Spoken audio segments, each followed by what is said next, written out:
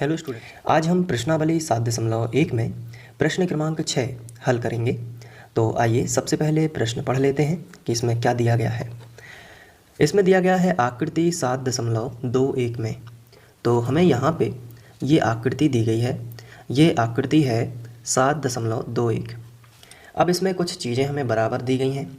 जैसे यदि हम ध्यान से देखें तो हमें दिया गया है कि AC AE के बराबर है। अब चित्र में ढूंढते हैं कि AC कहाँ पे है। ये देखिए AC और ये है AE, ठीक है। AC और AE ये दोनों आपस में बराबर हैं। AC भुजा AE के बराबर है। तो हमने यहाँ पे साइन बना लिया, यहाँ पे डबल डैश, यहाँ पे भी डबल डैश, ताकि हमें यहाँ पे साफ साफ दिखे कि ये दोनों आपस में बराबर हैं। ये वाली भुजा और ये वाली भुजा ये आपस में बराबर हैं। अब क्वेश्चन को आगे पढ़ते हैं। इसमें लिखा है कि AB बराबर AD। अब हम ढूंढते हैं इसमें AB कहाँ पे है। ये देखिए ये है AB और ये है AD। तो इसमें हमने सिंगल डैश लगा दिया ताकि हमें ये अलग से पता रहे कि ये दोनों आपस में बराबर हमें दी गई हैं। ये वाली भुजा और ये वाली भुजा ये आपस में हमें बराबर दी गई हैं, और ये वाली भुजा और ये वाली भुजा ये आपस में बराबर दी गई हैं। क्वेश्चन में हमें ये दिया गया है। साथ में इन्होंने ये बोला है कि कोण BAD। अब BAD हम चित्र में ढूंढना पड़ेगा। BAD कहाँ पे है, तो B से स्टार्ट करेंगे, D पर ख़त्म करेंगे और बीच में होगा A। BAD, फिर से देख लीजिए BAD। BAD कहाँ पे बनना चाहिए, बीच में, यानी कि A में। लेकिन D बिंदु को मिलाने वाली भुजा से हमें टच कराना है। ये देखिए D बिंदु से मिलाने वाली भुजा ये है ना, तो हमें यहीं पर कोण बनाना है। ये देखिए ये वाला, नहीं तो गलती हो सकती है, यहाँ से आप मिला देंगे यदि तो गलत हो जाएगा, क्योंकि कोण तो हमें दिया गया है BAD केवल। अगर हम यहाँ से मिलाते तो हमें कोण दिया होता BAC, है ना। तो लेकिन हमें तो दिया गया है BAD, तो ये वाला कोण हमें क्वेश्चन में दिया गया है। लेकिन इसके बारे में क्या बोला गया है कि ये बराबर है किसके, EAC के। तो शुरुआती पॉइंट E कहाँ है, ये है EAC। फिर से देख लीजिए EAC, यानी कि ये वाला कोण। ये दोनों कोण जो है ना, ये हमें बराबर दिए गए हैं। जितना ये होगा उतना ही ये होगा। अगर हम इसे x मान लें, ये देखिए हमने x मान लिया, तो ये भी कितना होगा, ये भी x ही होगा। क्यों, क्योंकि ये दोनों कोण बराबर दिए गए हैं। अब दर्शाना है कि BC बराबर D, तो ये तो हमें सिद्ध करना है। चलिए अब हम क्वेश्चन को तो हमने समझ लिया है, अब जो जो चीज़ें हमें दी गई हैं तो हम उनको लिख लेते हैं। तो हम दिया है के अंतर्गत लिखेंगे, यहाँ से लिखना स्टार्ट करना है। क्वेश्चन से ही आपको टेंशन नहीं लेनी है, क्वेश्चन से ही आपको लिखना स्टार्ट कर देना है।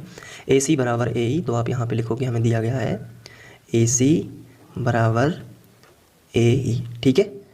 अब आगे पढ़िए क्या लिखा है, AB बराबर AD, तो ये भी तो हमें दिया गया है ना, तो ये भी हम लिखेंगे AB बराबर AD, ठीक है। ये दोनों चीज़ें हमने लिख ली। इसके बाद हमें क्या दिया गया है, तो आप कहोगे अब हमें कोण दिया गया है तो कोण भी लिखना है। तो बहुत अच्छा है, हम इसी में से लिख रहे हैं सब क्वेश्चन में से, तो इतना तो आप पे बन जाएगा। BAD बराबर कोण EAC, ठीक है। इतनी चीज़ें हमें दी गई हैं। अब हमें ये दर्शाना है, दर्शाना मतलब सिद्ध करना। तो हम यहाँ पे हेडिंग लगाएंगे सिद्ध करना है। और सिद्ध क्या करना है, हम क्वेश्चन में देख सकते हैं, दर्शाइए कि BC बराबर D। तो हम यहाँ पे लिख लेते हैं कि सिद्ध करना है BC बराबर DE, ठीक है। ये हमने लिख लिया। तो अब हम उपपत्ति और करते हैं। जब भी हमें सिद्ध करना होता है तो हम हेडिंग लगाते हैं उपपत्ति। चलिए अब उपपत्ति में हमें कैसे स्टार्ट करना है, क्या क्या चीज़ें होंगी, तो देखिए अब इसमें हमें इतना ध्यान रखना है, अगर ये क्वेश्चन एग्जाम में आता है तो हमें कैसे पता चलेगा कौन सा त्रिभुज लेना है कौन सा नहीं लेना है, तो वो हमें यहाँ से पता चलेगा। देखिए हमें सिद्ध करने के लिए बोला गया है कि BC बराबर D, यही बोला गया है ना, BC बराबर D। तो अब यहाँ पे ध्यान दीजिए BC कहाँ है चित्र में, ये है ना। तो हमें कौन सा त्रिभुज लेना होगा जिसमें BC आ जाए, तो आप बताइए कौन सा त्रिभुज होगा। तो इकलौता त्रिभुज है ABC। ये त्रिभुज जो है आप देख रहे होंगे, ये वाला जो त्रिभुज है, ये देखिए मैं इसको थोड़ा सा अलग कर देता हूँ। ये देखिए ये त्रिभुज अलग से डिजाइन में आपको समझ में आता रहेगा बार बार। ये देखिए ये वाला ABC, इस त्रिभुज में BC भुजा आ जाती है, तो हमें BC से ही ध्यान रखना है। अगर यहाँ पे सिद्ध करना है जो उसमें BC बराबर D, तो तभी सिद्ध कर पाएंगे ना जब ऐसे त्रिभुज लेंगे जिसमें BC होगा। तो BC किस में है? BC है ABC, ऐसा त्रिभुज ये है ABC जिसमें BC है। तो हम यहाँ पे लिखेंगे त्रिभुज ABC तथा अब एक त्रिभुज और हमें लेना पड़ता है ताकि हम दोनों में सर्वांग समता हासिल कर पाएँ। तो हमने फिर से लिखा त्रिभुज। क्या आप बता सकते हैं अब कौन सा त्रिभुज लेना होगा? देखिए, पहला त्रिभुज हमने BC से यहाँ पे BC देख के लिया है, तो हमने लिख लिया ABC। तो दूसरा त्रिभुज हम DE देख के लिखेंगे। अब आप बताइए DE कहाँ पे है? DE है ना, तो कौन सा त्रिभुज होगा? A दोनों में कॉमन है, ADE देख सकते हैं ना, ये वाला त्रिभुज ADE है ना, दिख गया ना, ADE। बहुत अच्छे समझना है। तो ये हम त्रिभुज लेंगे। अब कैसे पता चला? DE देख के। पहला वाला कैसे पता चला? BC देख के। और ये दोनों कैसे पता चले? ये क्वेश्चन में आएंगे। तो कितना सिंपल हो गया आपको त्रिभुज लेना इस चित्र में। तो अब कितना होगा? DE के लिए बताइए कौन सा त्रिभुज होगा? ADE,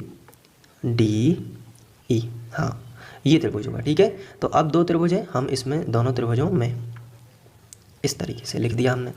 अब आगे बढ़ते हैं। अब क्या करना होगा? अब इन दोनों त्रिभुजों में समानताएं देखनी होंगी। तो बिल्कुल सरल है। अगर हम ध्यान से देखें तो त्रिभुज ABC अगर हम ध्यान से देखें तो इसकी ये डबल डैश वाली भुजा ABC में आ रही है, ये डबल डैश वाली भुजा, और ADE में भी आ रही है डबल डैश वाली भुजा, है ना।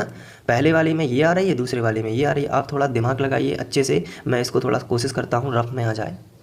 ये देखिए, थोड़ा सा यहाँ पे भी देख लेते हैं ताकि हमें अच्छे से समझ में आ जाए। ये हमने त्रिभुज कौन सा लिया है? ABC। तो अगर हम इस त्रिभुज को देखें, मान लीजिए हमने ये बना दिया है, ये हो गया, ठीक है, ऐसे समझने के लिए केवल ABC। तो अब आप यहाँ इस चित्र को गौर से देखिए और इसको भी हम सामने रखेंगे ताकि सभी चीज़ें अच्छे से क्लियर हो जाएं। ये जो है मान लीजिए हमने इससे निकाल के यहाँ पे रख दिया, कौन सा? ABC। तो इसमें ये वाली जो भुजा होती है ये डबल डैश वाली बन रही है। और जो दूसरा त्रिभुज हमने लिया हुआ है वो कौन सा है? ADE। तो इसमें भी तो ये डबल डैश वाली है। हालांकि ये AE भुजा है और ये कौन सी है? AC भुजा है, लेकिन है तो दोनों बराबर, क्वेश्चन में दिया गया है। तो बस आपको कुछ नहीं करना है, केवल इतना सा है सरल कि आप दोनों त्रिभुजों में ये देख रहे हैं कि दोनों त्रिभुजों में डबल डैश वाली भुजाएं समान हैं, पहले से दिया गया है। तो आप केवल सिंपली चित्र में देख के ही लिख सकते हैं कि AC AE के बराबर। पहले त्रिभुज की यानी त्रिभुज ABC की जो ABC की जो AC भुजा है ना, तो हम यहाँ पे लिखेंगे त्रिभुज ABC की जो AC भुजा है वो त्रिभुज ADE की AE भुजा से मैच करती है, दोनों बराबर है। तो अपन यहाँ पे क्या लिखेंगे? AE, यानी AC AE के बराबर है। और ये कैसे पता चल रहा है? क्योंकि हमें क्वेश्चन में दिया है। अगर हम थोड़ा सा ऊपर जाएं तो यहाँ पे साफ साफ लिखा है AC AE के बराबर है। तो अब आप सोच रहे होंगे जब डबल डैश वाली भुजाएं बराबर हैं तो सिंगल डैश वाली भी होनी चाहिए, है ना।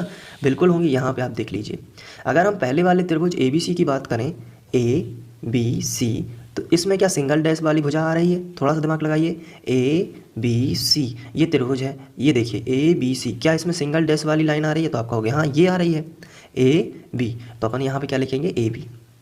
ये किसके बराबर होगी? हमारा जो दूसरा त्रिभुज है, क्या उसमें सिंगल डैश वाली लाइन आ रही है? ADE। बताइए अब क्या सिंगल डैश वाली लाइन आई? ADE। तो आप कहोगे हाँ ये AD आ रही है। तो बिल्कुल ये इसके बराबर हमें पहले से दिया गया है। तो पहले त्रिभुज में ये आ रही है, दूसरे त्रिभुज में ये आ रही है, चूँकि दोनों बराबर हैं तो AD यहाँ पे अपन लिख देंगे। ये भी हमें क्या है? दिया है। ठीक है, अब इसके बाद हमें आगे बढ़ना है। ठीक है, तो अगर हम अपने बड़े त्रिभुज में देखें तो हमारा ये जो कोण बन रहा है, अगर हम बीच वाला कोण अल्फ़ा मान लें, यहाँ पे ये वाला कोण हम कुछ भी मान सकते हैं। तो हमने मान लिया कि अल्फ़ा, थोड़े समय के लिए हमने इसे क्या माना? अल्फ़ा। तो हम यहाँ पे लिख सकते हैं, वो रीजन दे देंगे बगल में। तो अगर हम इसे अल्फ़ा मान लेते हैं, ठीक है, तो क्या होगा?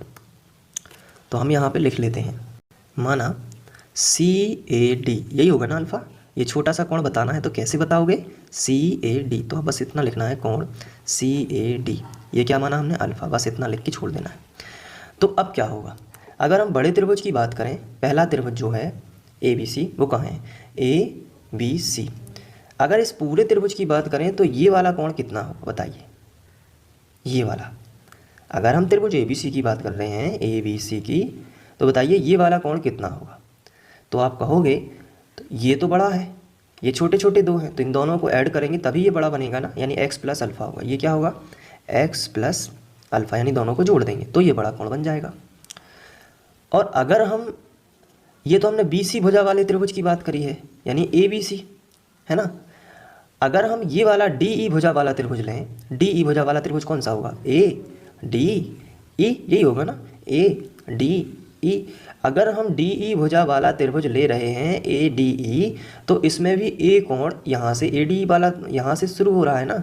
तो अगर हम पूरा ये नापें, ये वाला इस तरफ वाले त्रिभुज का, जिसमें ये ADE, समझ रहे हैं ना आप, ये देखिए ये ADE, तो ये कितना होगा, ये वाला कोण A।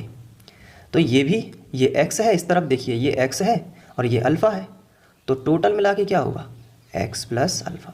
कहने का मतलब है कि दो समानताएं तो हमें मिली हैं, तीसरी समानता कौन सी होगी, वो ये होगी BAC कोण BAC, यानी कि त्रिभुज ABC का कोण A जितना है उतना ही त्रिभुज ADE का, यानी ADE का कोण A है, क्योंकि यहाँ पे भी x प्लस अल्फ़ा और यहाँ पे भी x प्लस अल्फ़ा। तो आप यहाँ पे लिखोगे ये बराबर है दोनों के कोण A। तो यहाँ पे क्या लिखना होगा, EAD, कोण EAD। ये दोनों कैसे हो गए, बराबर। क्यों हो गए, क्योंकि दोनों है x प्लस अल्फ़ा। ठीक है, तो ये हमें तीसरी समानता मिली। अब ये तीन चीज़ें तो हमें मिली, तीन चीज़ों में त्रिभुज सर्वांग सम हो जाते हैं अगर तीन चीज़ें बराबर हों। तो हम लिखेंगे इसलिए त्रिभुज ABC सर्वांग सम है त्रिभुज ADE के। ठीक है, अब ये कैसे होगा, ये भुजा कोण, तो यहाँ पे आप लिख सकते हैं भुजा कोण सर्वांग समता से। ठीक है, अब ये सर्वांग सम है तो त्रिभुज ABC का ये संगत अवयव BC है और त्रिभुज ADE का ये संगत अवयव क्या है, DE। ये भी आपस में बराबर हो जाएंगे, यानी कि ये वाली भुजा, ये वाली, और दूसरे त्रिभुज की ये DE, ये दोनों आपस में बराबर होंगे ना। तो यहाँ पे आप साफ साफ लिखोगे, इसलिए BC बराबर DE तो अपने आप ही बराबर हो जाएंगे। क्यों, क्योंकि ये सर्वांग सम त्रिभुज के संगत अवयव कहलाते हैं।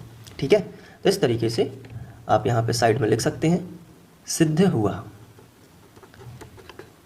तो ये आप पूरा नोट